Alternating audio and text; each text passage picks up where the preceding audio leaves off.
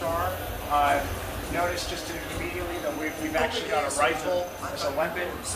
We are a newbie character, so we only have one skill open on the left side. On the right side is our healing skill. You may remember that all professions that you're supposed to are able to heal.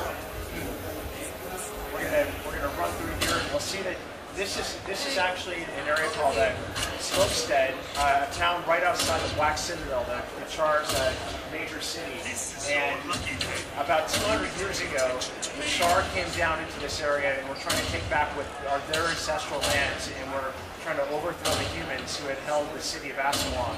And the Char were just about to take over the city, and in desperation, the king of the humans, King Alfred, unleashed a foe fire that killed all the Char in the area, but it also cursed all the humans and brought them all back as undead ghosts. And so there's undead ghosts that infest this area all around the Char city, and of course they hate that. So we're out here trying to fight back these undead ghost humans.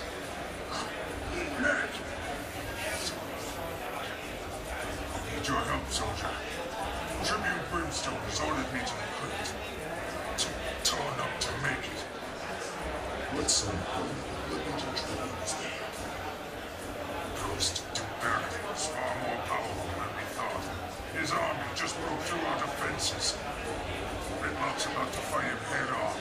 If he succeeds, it'll be weeks before the ghost reforms, and we can rebuild our perimeter. On my way. So Gracchus wants us to go and help Redlock Brimstone, who's one of our 5 iconic characters in the game. Redlock is a member of a famous guild called Destiny's Edge, where it was actually members of 5 members from each of the 5 races. And so we'll actually go here and see if we can get into help him find Duke Baron, this another undead ghost, and see if we can help take him down. So you notice in the top right corner, these are the elements that are showing you what's going on with respect to your personal story. This is something that you'll always have something going on in your personal story in the game.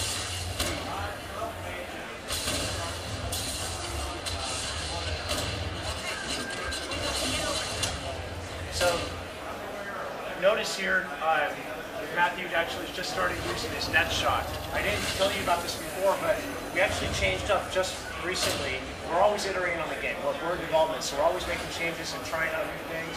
We actually changed up the way that you open up skills in the game. Previously, of course, the weapon you hold determines the skills that you have. When you have a weapon and you just first get it, you actually just have your first skill open, and as you use it, you're going to get better at it, and you're going to learn new skills, you're going to learn how to use it better. So Matthew was actually able to, over time, open up net shot, and you can see he's already working on a 3rd skill here, and over time that will open up as he uses it more.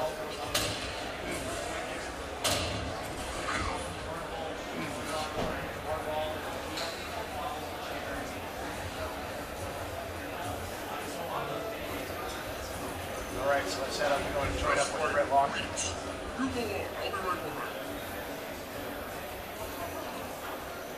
When we get into other combat, I do want you to pay attention to all the dodging that can occur, or that does occur.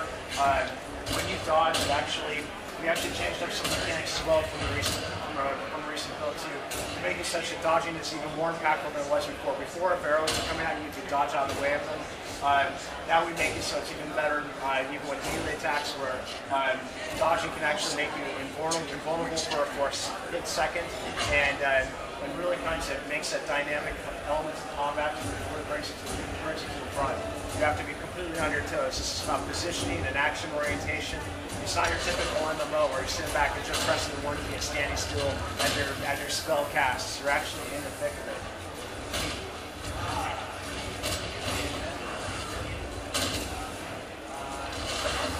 So we've got our first dynamic event here, Kill Baron's Ghostly Minions. So this event is going on out in the world. Looks like there are a couple other players I think I've seen right now. So there's a couple other players in here with us. Our dynamic events, they scale.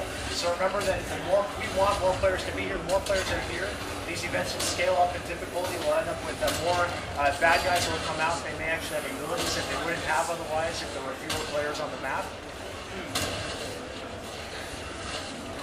Yep, so we've got, these can be players from the show floor, or they could be players back in arena. Alright, so Duke Barrett, he's actually taken his ghostly spirit and he's investing in this huge statue.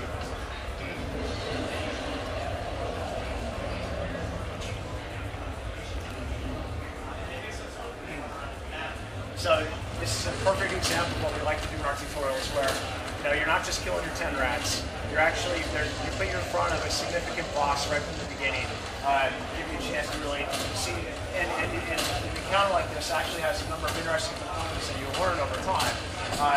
Here he is slamming that hammer down, knocking everybody back, doing damage. He does a number of different attacks and seem to blow fear out on everybody and make them run away. Look, there's right there. For us, it's kind of nice. Because we're playing engineer, we've got a rifle. We're able to take a ranged approach to him, and we're able to kind of see him a little more visually. There he's using his hammer on the ground again.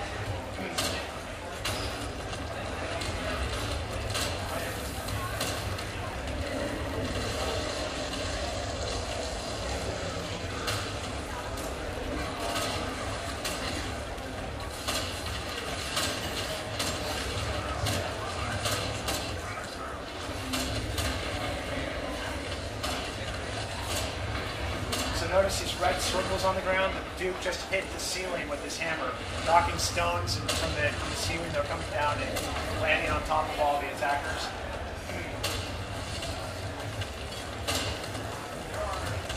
So we've almost got the Duke taken care of here.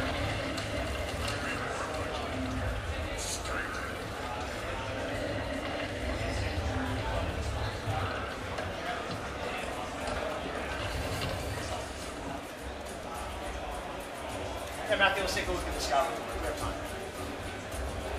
Alright, so we just came out of the tutorial. We actually ended up leveling up. We're going to get another weapon to choose here. We'll spend your attribute points. And so now we're back out in the open persistent world. And we're actually going to go talk to this guy here. He's going to give us a feel for what's going on around the Black Citadel.